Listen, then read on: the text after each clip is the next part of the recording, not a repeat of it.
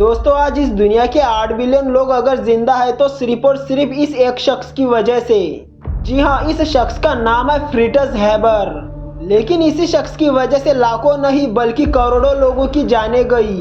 जब हैबर को इंसानी इतिहास की सबसे बड़ी प्रॉब्लम सॉल्व करने के लिए 1918 में नोबेल प्राइज दिया जा रहा था, तो उस फंक्शन में उसके दोस्त और ना ही उसके परिवार का एक भी मेंबर आया था, बल्कि 2 और नोबेल प्राइज विनर ने तो प्रोटेस्ट में नोबेल प्राइज लेने से ही मना कर दिया था। आए जानते हैं रोहन पांडे टीवी की इस वीडियो में दुनिया के सबसे पावरफुल साइंटिस्ट पर दुनिया के सबसे बदकिस्मत साइंटिस्ट की कहानी। दोस्तों हमारे शरीर को जिंदा रखने के लिए सबसे इम्पोर्टेंट है नाइट्रोजन, और हम ये नाइट्रोजन अनाज खाकर या उन जानवर को खाकर लेते हैं जो प्लांट्स खाते हैं।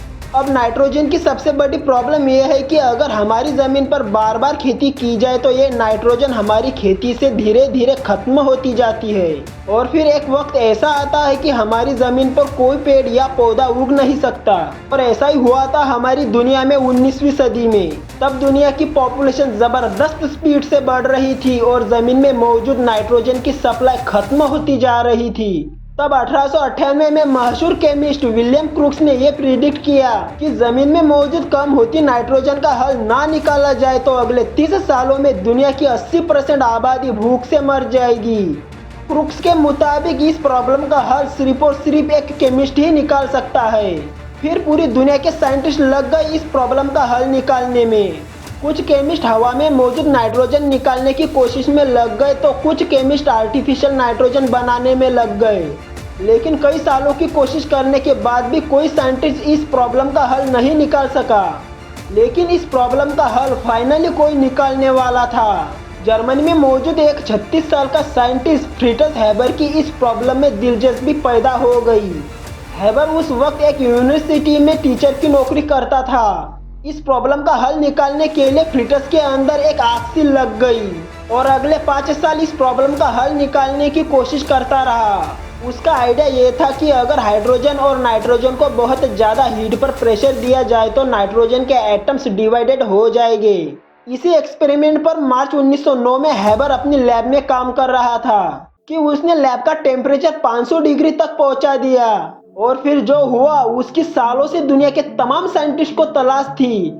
नाइट्रोजन के एटम्स टूट गए और हाइड्रोजन के साथ मिलकर वो चीज बन गई जो दुनिया की तकदीर बदलने वाली थी, और वो चीज थी अमोनिया। पूरे जर्मनी में हैबर की नाम की धूम मच गई। फिर जर्मनी की सबसे बड़ी केमिकल कंपनी जीएसएफ ने हैबर से अमोनिया के प्रोसेस के राइट्स खरीद लिए और हैबर रातों रात करोड़पति बना। सिर्फ 4 साल के अंदर अंदर जीएसएफ ने रोजाना 5 टन अमोनिया बनाना शुरू कर दिया। अमोनिया के जरिए पुरानी जमीन पर किसानों ने पहले से 4 गुना अनाज उगाना शुरू कर दिया, जिससे दुनिया की आबादी कुछ ही सालों में 4 गुना बढ़ गई। इस बात की बहुत बड़ी पॉसिबिलिटी है कि आपके अंदर 75% नाइट्रोजन हैबर की इस डिस्कवरी की वजह से है। तो आप इस वक्त जिंदा हो तो इसमें हैबर का बहुत बड़ा रोल है।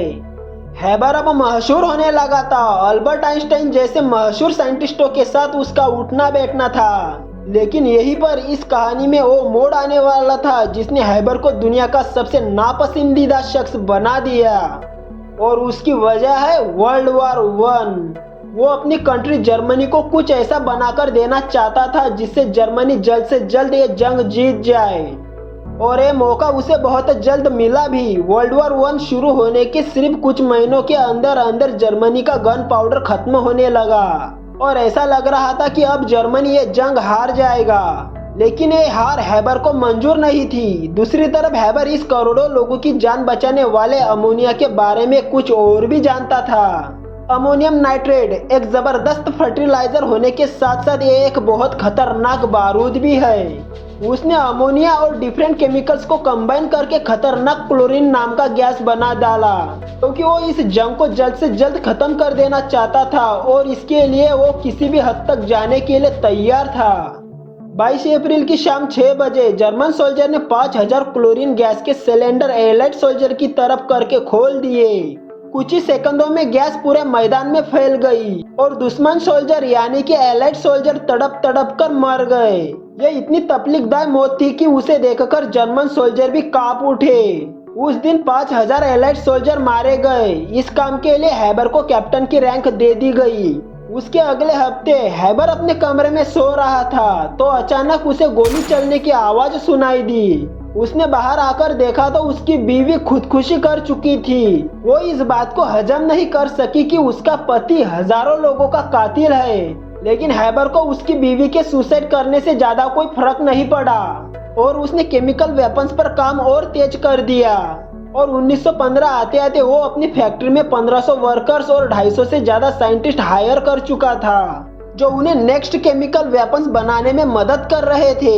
जर्मन आर्मी ने ये वेपन्स दुश्मन आर्मी पर खुलकर इस्तेमाल करना शुरू कर दिया और तकरीबन 1 लाख सोल्जर तड़प तड़प कर मारे गए। लेकिन इसके बावजूद भी जर्मनी वर्ल्ड वॉर 1 हार गया। हैबर इस हार से बहुत दुखी हुआ। कुछ दिनों बाद वो जर्मनी छोड़कर स्विट्जरलैंड चला गया और वहाँ एक होटल रूम में 65 साल की उम्र में उसकी मौत हो गई। हैबर की मौत के कुछ साल बाद जर्मन गवर्नमेंट ने उसकी फैक्ट्री का पूरा कंट्रोल ले लिया, लेकिन ये सब तो कुछ नहीं था। जर्मन गवर्नमेंट ने हैबर की फैक्ट्री से ही जाइक्लोन बी नाम का एक स्प्रे बना दिया। इसी स्प्रे की गैस को इस्तेमाल करते हुए वर्ल्ड वॉर 2 में हिटलर ने जर्मनी में मौजूद लाखों करोड़ों यहूदियों को तड़पा तड़पा कर मारा। इस बात को इनकार नहीं किया जा सकता कि आज हम सिर्फ और सिर्फ हैबर की अमोनियम फर्टिलाइजर की डिस्कवरी से ही जिंदा है, लेकिन दूसरी तरफ इसी डिस्कवरी की वजह से करोड़ों यहूदियों को अपनी जान से हाथ धोना पड़ा। तो दोस्तों, वीडियो पसंद आई होगी तो लाइक शेयर सब्सक्राइब कर देना। मैं मिलता हूँ अगली वीडियो में।